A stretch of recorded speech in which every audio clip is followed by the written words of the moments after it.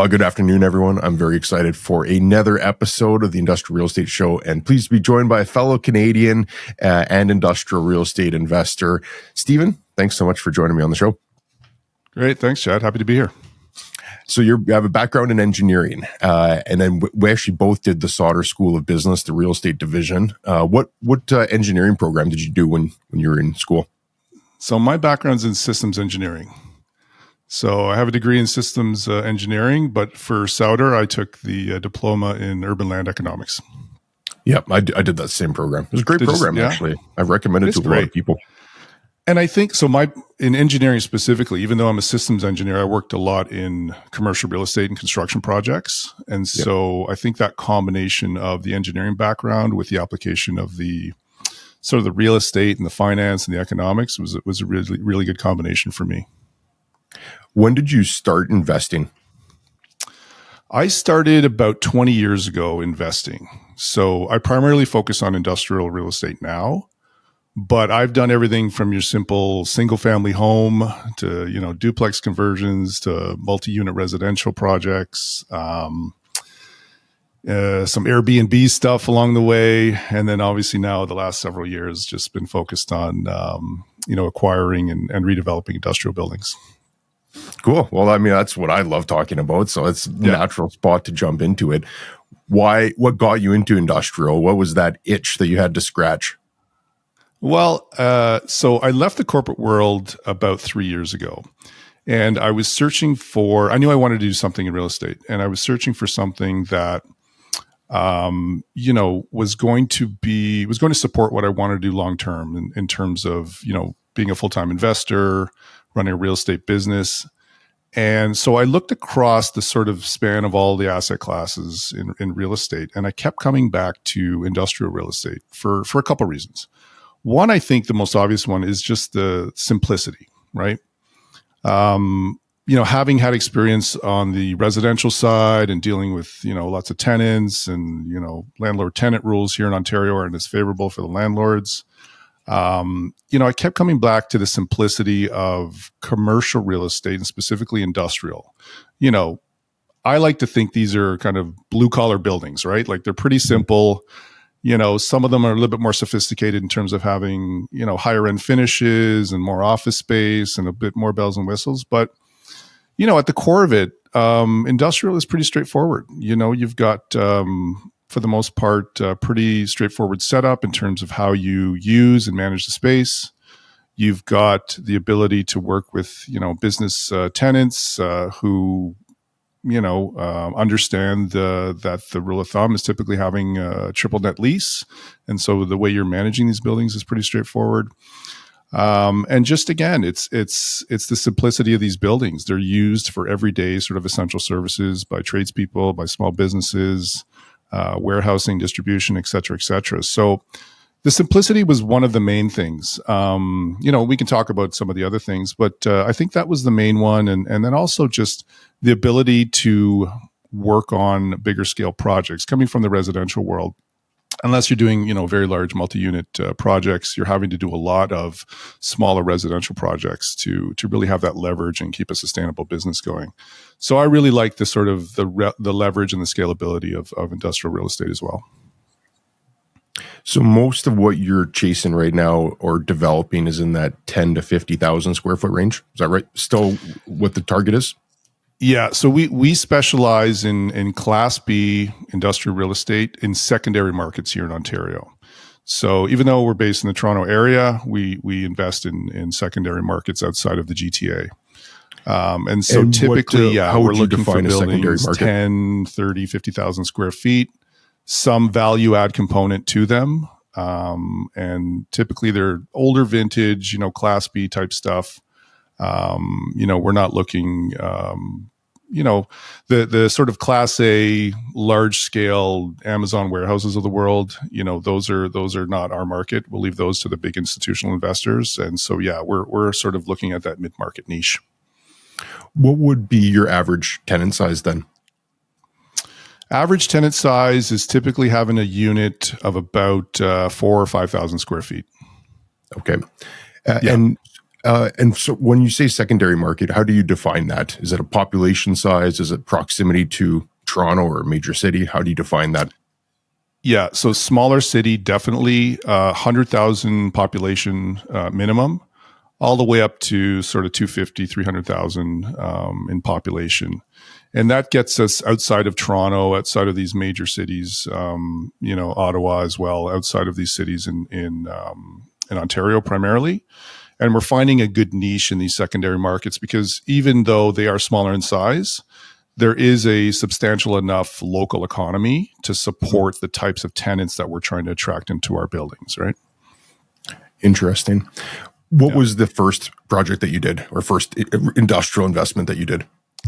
Yeah, so the first investment that we did was acquiring a older industrial building up in Sudbury. So Sudbury is a couple 100,000 population, and it's got a very sort of stable local economy supporting primarily the mining industry up there. And so there's a lot of demand for industrial space, the smaller kind of industrial units. And so the first acquisition was acquiring a 12,000 square foot industrial building, multi-unit building up in Sudbury that was fully occupied, no vacancy, and very favorable sort of lease terms with triple net leases already set up. And, over the course of a few years, we worked to increase those lease rates and basically renew leases and update the leases as going forward in that particular building. Do you still have that one? I do. Yeah. It's a very good asset. I think we're going to be holding that long term for sure. Yeah, it's funny. The first property that I ever bought, smaller than that even, still have it. So it's interesting when you have that first one. It's a special place in your heart just because that's where you kickstarted that industrial journey. So yeah. And again, it had all of those things that I liked. I mean, it had the simplicity of it. It was primarily warehouse space, but some office mixed in there as well. The tenants were, pretty well set up there. They weren't going anywhere. So it checked a lot of boxes in terms of what we wanted to do to get started. Were there any red flags that you perhaps could have used those as an excuse to not proceed, but you just powered through it? Yeah, good question. So as you know as well as I do, completing thorough due diligence is really key to having success in industrial specifically, just because of the nature of a lot of the tenants that we deal with, right? I mean, there's just different things going on within these buildings. So there were some environmental, I wouldn't call them issues, but environmental some information that we had to go through regarding the history of the building and some of the previous uses from 20 and 30 years ago. And I think if you sort of just skimmed through this information quickly, I think at first glance it might have been a red flag. And you said, well, I don't want to do that because of some previous uses. But the more we looked into it and the more I researched and, got the advice and input from, qualified staff. So in this case, it was environmental engineers who looked into the history and found out that there was actually some remediation work done and everything was done properly and things had been signed off. And so we were able to have full documentation that there were actually no issues with the property. But at first glance, it might have seemed that there could have been. So it did push back the timelines of the project a little bit. But in the end, the property was given a clean bill of health, and we were happy with what we had going forward. So it did all work out. I think that's what a lot of people underestimate about the commercial, specifically the industrial side, is the environmental issues. Because if at first glance if you've only invested in housing or multifamily, you've likely never come across an environmental, let alone one that has areas of concern. And if they recommend further testing, or if it was a phase 2 and then they actually discovered contamination in there, that can be a pretty daunting process. When you're buying that first property, did you get financing on it? Yes. Yeah, we did. So I'm guessing the bank then probably had all their prerequisites. They wanted to see property condition report, an appraisal, and an environmental. What did you put together as a team to ensure that that first one, because that first one's also so important because you're establishing a track record and you don't want to make a mistake on that first one. Otherwise it could tarnish your reputation going forward. So how did you go through the process of just getting a team and making sure you were comfortable with that asset? Yeah, good question. I think a couple of things I had going for me. One, I'm an engineer, so I understand working with other consultants and other engineers and other experts in their particular field. So I think I sort of hit the ground running from that perspective. I was very familiar with reviewing engineering reports, consulting reports, having meetings, talking about findings and things like that. But I think the other thing that definitely helped is, I'd gone through a previous deal before that, which I walked away from. And so, I had a bit of a heads up on some of the things to look forward to or things to watch out for. And so the previous deal was a little bit of a, complete lessons learned checklist to go through on the deal that ultimately ended up being our first one. So I think a combination of those two things, just having a bit of expertise as an engineer to be familiar with dealing with engineering reports, and then also just having the lessons learned from a previous deal that didn't work out.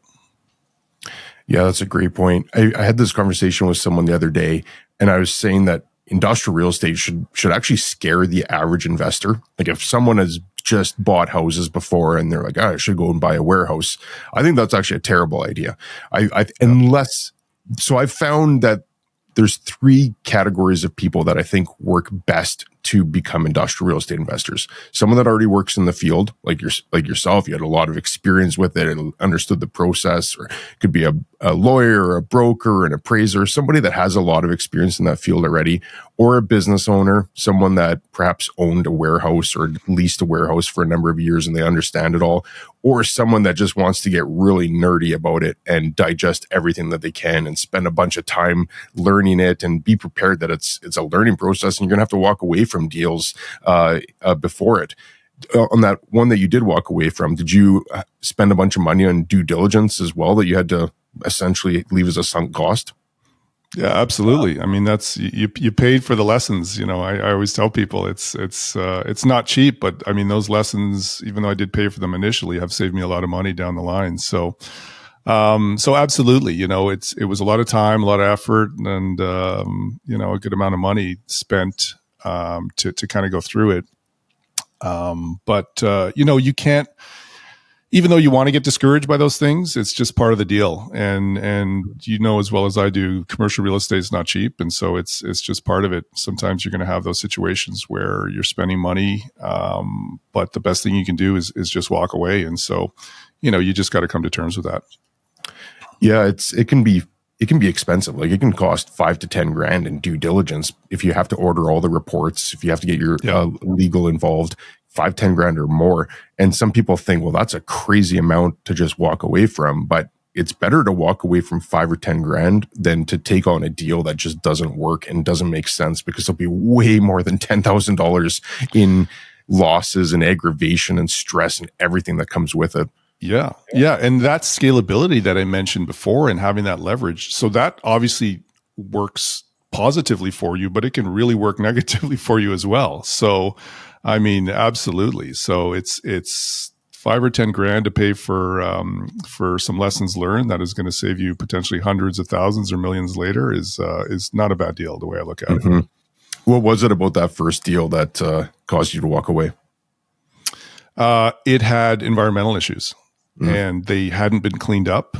We did get a quote for doing some remediation, and the seller did not want to work with us on that particular deal. Which, I mean, it's understandable, their perspective, but that ultimately is what led to me walking away. It was too much risk because we had just investigated and taken soil samples from one portion of the property. It was rather large. It was about a 3.5 acre property. And I thought, okay, this might just be the tip of the iceberg here. So if we're looking at spending hundreds of thousands to clean up this one part of the site, who knows what's in the rest of it, right? So that was enough for me to just walk away. Yeah, no, I don't blame you at all. Yeah. That's a huge issue. I've personally never actually gone down the road of remediating a property. I've been involved in Right. a lot of phase twos where you're doing the testing, and hopefully it always comes back that there's no elevated levels of contamination. But when it does, that's usually a deal killer, just for exactly as you said, the uncertainty of knowing exactly what it's going to cost to remediate that, and how bad is it? Like, how far does it extend beyond even just that one? If you only did one borehole, how much contamination is there? And then you start getting into what happens if contamination led to other properties, and then if the source was rooted to that property, do you have to worry about lawsuits for your site contaminating other sites? Like, it is just, once it gets to that level, I've found that there's not a lot of investors that have the risk tolerance to take it on past that. Yeah, and that's just what it is, Chad. It's risk tolerance, right? So there are scenarios where, again, you could define it. You could say, okay, look, we found an issue. Here's a way to mitigate it. Here's a way to remediate it in the case of environmental issues. And, we're confident that it can be contained, and we're confident that this will, provide us a level of comfort going forward in the deal. But if there's all these other unknowns and all of these other risks that just keep popping up, at a certain point, yeah, you just have to walk away. Yeah, there's nothing wrong with walking away. In fact, it's much more prudent to walk away from a bad deal than to try and patch together something that's just too difficult anyways. Yeah, absolutely. So with the building, what do you really look for in a building so you're in these secondary markets, something hits your desk? What's a great property for you guys? Yeah, so we're looking at a couple things. So we review a lot of deals, and it's a point of just looking at these deals and getting better of not spending a great deal of time on every single one that, if it's really not going to pass the test of a few simple metrics. So we're looking at very simple things like price per square foot. We're looking at things like the lease rates if they're readily available. We're just looking at cap rates in the area.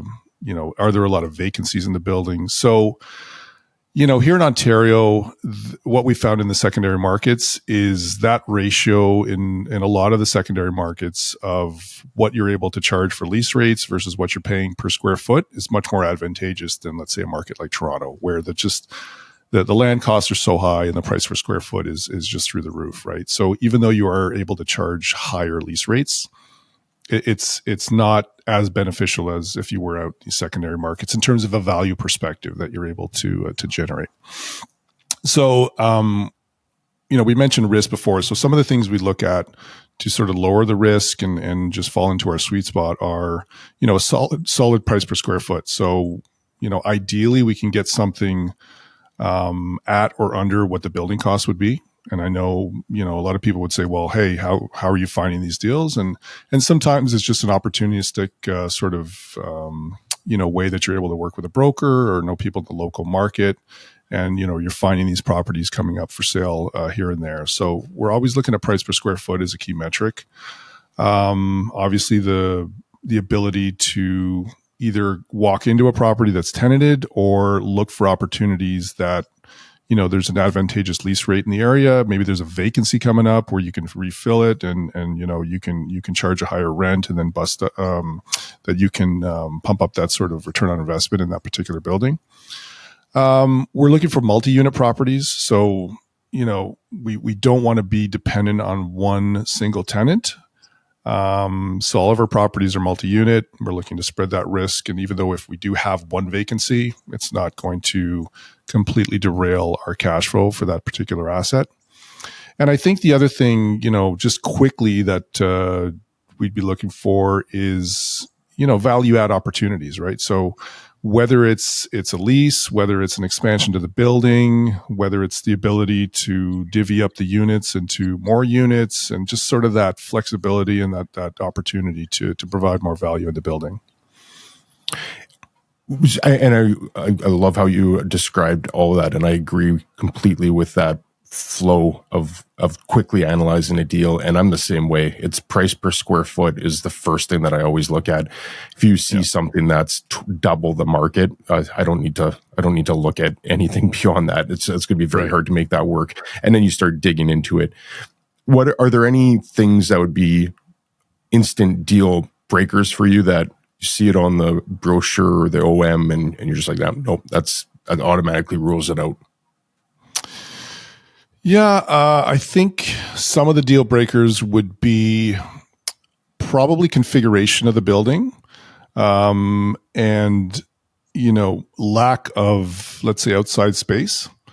What I find more and more in just dealing with tenants and managing our existing properties is just there's just such a demand for space, right? And it's not only inside, but it's outside. So you need that space for parking, you need that space for truck turning, you need that space for dumpsters and outside storage, and sometimes just sort of these temporary, drop shipments that come in.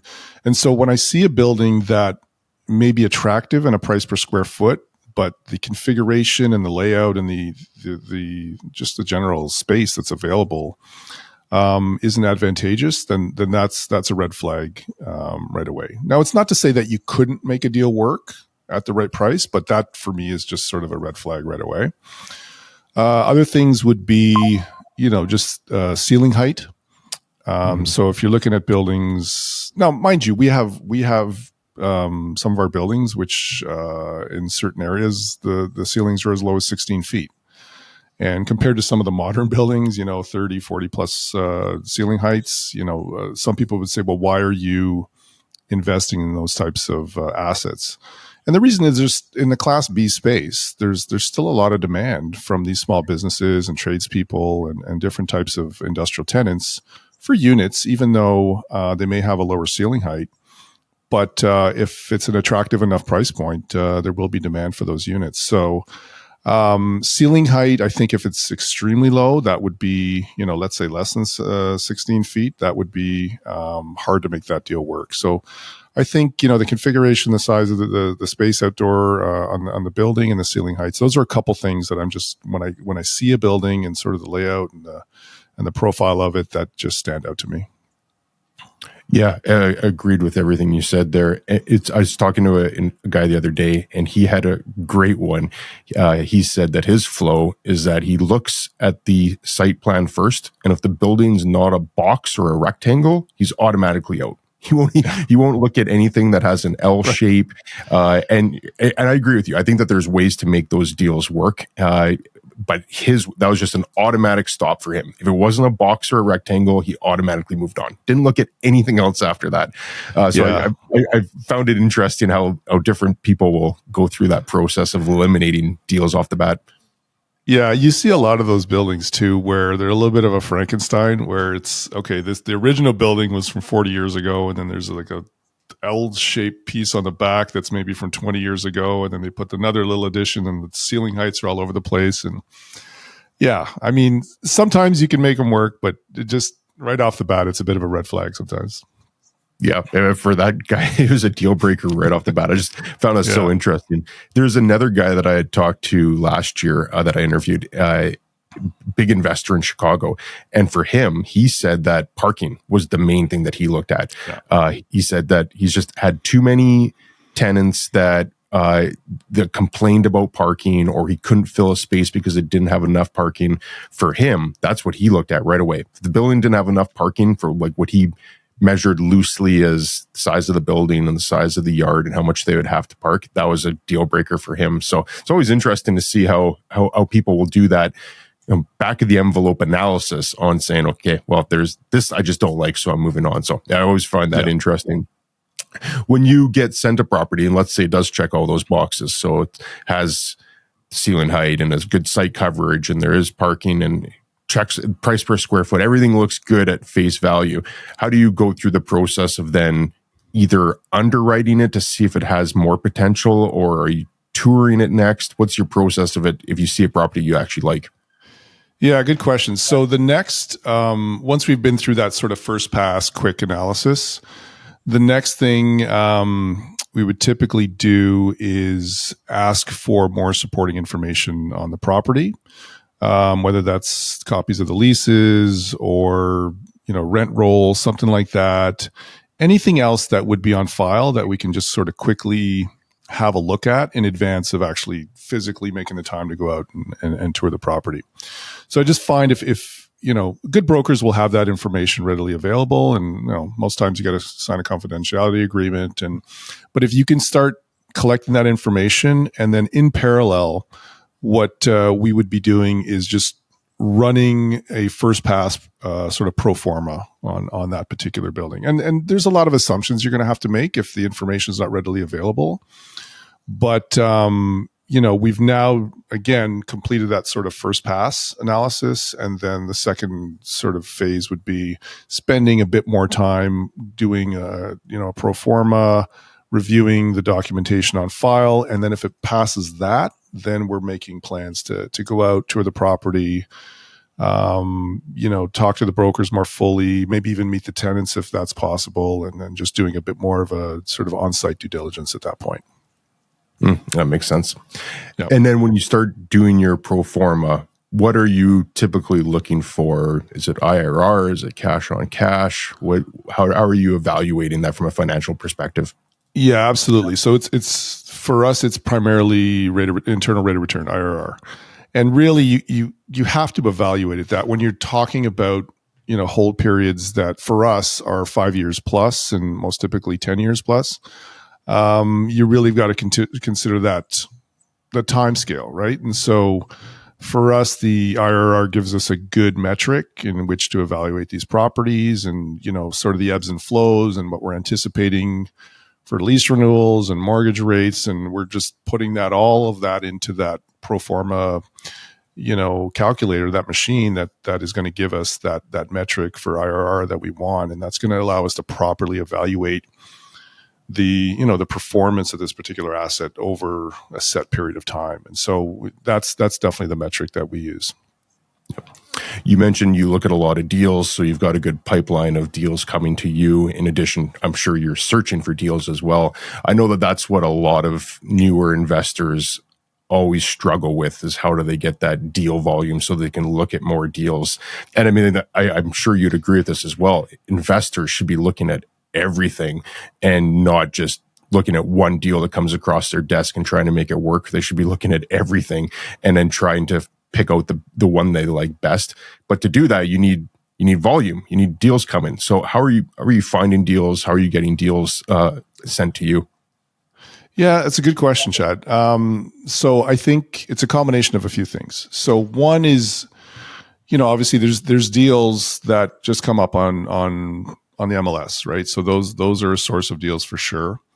But I would say the primary source for us is establishing relationships with brokers in all of the secondary markets that we're interested in, right? And that takes time. This is what I tell people: like you've got to go and have coffees and go for lunches and maybe the odd golf game here and there, and just go and establish these relationships and make sure that you're on the radar for those brokers that are active in the markets you want to be in, that are doing the types of deals that you want to do, that have sort of their finger on the pulse of what's happening. And so I think that's really important, is to have those broker relationships set up and, keep those lines of communication open, because even if you can get advance notice of a deal that might be coming on online and listing, or even better, if it's an off-market deal, that might be something that is going to be a home run for you in the end, right? So just having those relationships set up, I think, is super important. So that takes time, but I would say that is definitely a very, very viable source of deal flow, is just having those broker relationships and getting your finger on the pulse of what's going on. So if you were looking to enter into a new market in Ontario and it's one that you're unfamiliar with, you don't know anybody there, how do you do that outreach? How do you find a broker and try and start that relationship? Anything that's worked well, or anything that you'd avoid doing? Yeah, good question. I think, so in secondary markets specifically, one of the things that I found is, just because of the size of some of these markets, a lot of brokers tend to do it all. They say, okay, well, we'll do residential deals, we'll do commercial deals. You want to do this, that, strip mall, whatever, because of the size of the market. Mm-hmm. So I think it's important to sort of source out brokers in those markets that tend to focus either exclusively or primarily on commercial real estate transactions, right? And I think dealing with a broker who really understands a commercial property versus a residential property and isn't just doing one-off deals here and there, I think is super important. So that takes a bit of just asking around. That takes a bit of just making some calls to the local brokerages or finding out on what they're doing online and things like that. I mean, now with social media and everything, a lot more people are sort of connected that way, so it's easy to get referrals. But I would say that's one of the things I found is really you want to be, even though it's a smaller market, you want to be finding brokers that are either primarily or exclusively working in commercial real estate. Yeah, I think that's great advice. Yeah. When you're dealing with interest rates right now, to make a hard pivot here, that wasn't a seamless segue at all, but on interest rates, I think, and my crystal ball is so murky, I thought the Feds were setting us up for a cut or two in the U.S., and Canada always seems to do whatever the U.S. does anyways. So I was optimistic that we would see some cuts. Now I don't know, not only do I not know if there's going to be any cuts, I don't know if it stays flat, and I don't even know if we don't see an increase this year. I think everything is on the table this year, and if anybody has a crystal ball, I'd sure love to hear it.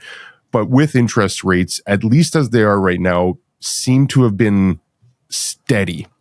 We at least know that there's no cuts coming, there's no increases coming. It's probably steady for the foreseeable future.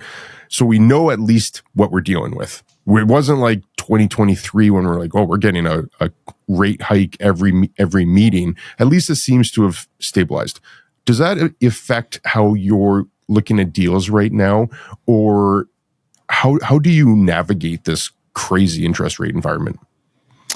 Yeah, well, I look at it in a couple ways. So primarily, you want to have confidence in the decisions that you're making. So when there's a market like this, you're really looking for any type of confidence or certainty in any one of the variables on a deal. But if we're talking about financing specifically, in an interest rate environment like we had last year, where rates were constantly going up, there was rates going up, and we knew that maybe we should lock in this particular lender right now because rates are going to go up, and this deal we've got to make work, but there's a great deal of uncertainty.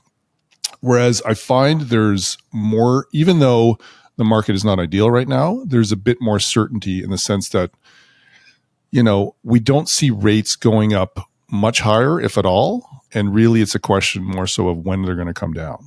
So even though it's not ideal situation like it was 2-3 years ago, where interest rates were much lower and everybody's doing deals left, right, and center because of the cost of capital was so advantageous, I think there is some certainty, or at least a little bit of comfort knowing it's probably not going to get much worse than this. So the risk that you were maybe working with a year ago, that's come down a bit, and it allows you to have a bit more kind of confidence when you're underwriting these deals and sort of having your contingency set up if things do go a little bit sideways. So I think there's that. But the other thing that I'm seeing as well is, sellers, I think, are now coming around to the fact that, okay, we may be in this higher interest rate environment, and this price per square foot that I thought that I could get just because the market was hot 2-3 years ago and I thought it was going to still stay hot. I see some of those sellers come to the table and working with buyers and saying, okay, this isn't realistic anymore. And so that gap of the bid and the ask is narrowing a bit. So that's the other thing that I'm seeing. Yeah, I think that delta between bid and ask is the highest I've seen it in 20 years this past year. And it's caused a lot of deals to just not come together because buyers understandably have different expectations because the cost of debt is higher, and sellers still wanted to get that 2022 pricing, which I understand that as well. So you're right. I think that there is a converging towards middle ground now where sellers are saying, okay, well, pricing has come off, and buyers are saying, well, if you want to get a deal, we still have to come up a little bit as well and maybe leave a little bit on the table. But you're right. I think that this year there should be more deal volume over last year, which was pretty slow from that investment of transaction velocity. I think it'll be a better year this year. What's your conviction or your belief on industrial, and if you're explaining it to someone, whether it's a family member or a friend, and they're like, why industrial of all things? Why don't you go and buy a shopping center or an apartment building? Because a lot of people just don't understand that industrial side. What's your message to someone on why you like industrial? Well, there's a couple things. That's a good question, Chad. And believe me, I've had this conversation many, many times. I'm sure you have too. Right. But I think it's a couple things. One, again, going back to what I mentioned before, just the simplicity of it, right? And so that's one of the things I love. But I think we have a perfect example, honestly, from the pandemic, right? So if you look at those asset classes that did well through the pandemic, it was beds and sheds, right? It was a lot of the multifamily residential, just out of sheer demand that people needed places to live. Versus, a lot of the population growth and immigration that was happening. But also there was a huge demand for industrial real estate, because industrial real estate houses those essential services and those tenants that everybody needed throughout the pandemic and going forward. So it's, you and I both know, it's these types of tenants that are providing construction services, trade services. We have tenants that are restoration companies, and they work on power equipment, and all these different things that make our society run.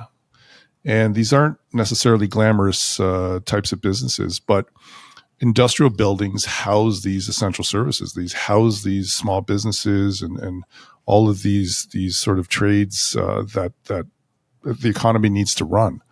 You get into the bigger industrial spaces, it's warehousing, it's distribution, it's all e-commerce, and that's driving that as well. So all of these things, the pandemic gave us this perfect kind of case study of why industrial is so important. And so, I think for me, I just point back to that whenever anyone asks, and I say, well, look at how well industrial did through the course of those 2 years and continues to do well. And I think that's a great example of why it's a great asset class to be in. Yeah, love it. Couldn't agree more. Yeah. What are you using to stay on top of the market right now? Or is there things that you read regularly, or news, or how do you keep being an expert when a field that is always evolving? Yeah, well, I think it's great now because, there's a lot of guys like you who are active on social media, who've got podcasts going, who are putting out content. So I think that's definitely a great way to stay up to date with things, is just, connect with those people who are providing value to the market, whether it's on LinkedIn or whether it's on YouTube or podcasts, et cetera. There's a lot of great information out there from, different brokerages and research companies. I know I follow reports from CBRE, from Altus Group, for example. They publish quarterly and yearly updates and forecasts and things like that. So I think that's another great source for people if they just want to get a broader perspective on what's going on. And then they've got some local sort of market reports as well that you can look at, sort of what's been sold recently, price per square foot averages, availability rates, and things like that. So especially if you're doing research on a market, or just want some sort of background information to justify maybe what you're seeing, specifically personally in terms of a market, then those are great things to look at as well. Yeah, I'd echo that. And there a lot of those big brokerages or appraisal firms or investment banks, even they have an option. You can just sign up, put your email in, and they'll send you those quarterly reports. There's 3 other ones actually that come to mind that I recommend. Globe Street globest.com and BizNow, mostly US based, but a lot of overlap. I get sent stuff from them all the time, and I'm regularly reading their articles. And then in Canada, renx.ca is another great one. It's all specific Canadian content.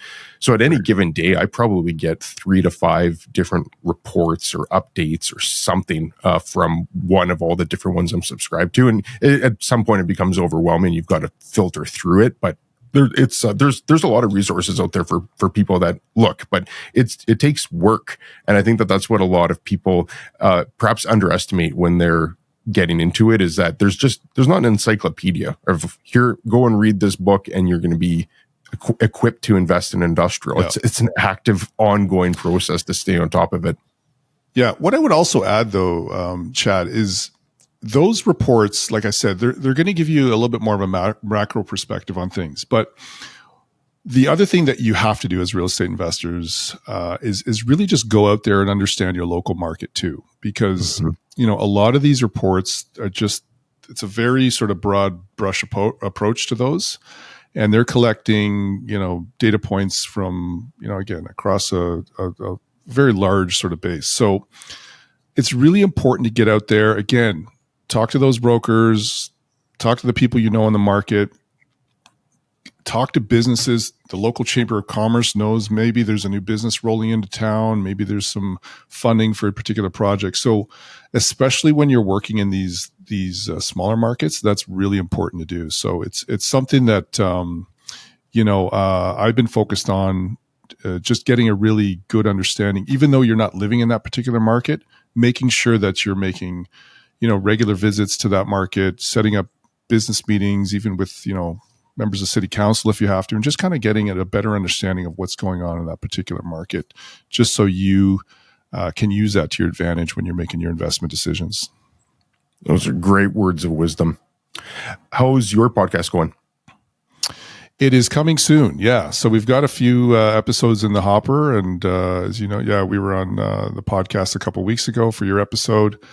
And so, it's coming out soon. We're looking to have the final production and everything for the first 3 episodes ready to go by the end of April. So that's coming up soon. Yeah. Yeah, that's exciting. Yeah, I'm glad that there's another voice getting into this, especially Canadian, because I know from people that I talk to, there is a big appetite for content, of just having the ability to learn things. So I'm glad that you're doing this. If I can ever help with anything, please let me know. Awesome, just closing off on that thought too. So I'll make sure to put your upcoming podcast in the show notes and your LinkedIn and your website. If somebody is listening to this, they perhaps have a property they want to put in front of you, or it's a broker that wants to meet you and put properties in front of you, what's the best way for someone to get in touch with you? Yeah, best way is through our website. So focuscapital.ca, focuscapital.ca. And on there, we've got all the information, contact details. There's a link to my LinkedIn profile. You can find out about our projects, different podcasts that I've done, and some info on the upcoming podcast, as you mentioned. So focuscapital.ca is the best way to do it. Awesome. I'll put a little banner here, hopefully, with that, and then I'll also include it in the show notes. So thanks for sharing that, and thanks for jumping on the call. It's always great to chat with you. Awesome. Thanks a lot, Chad.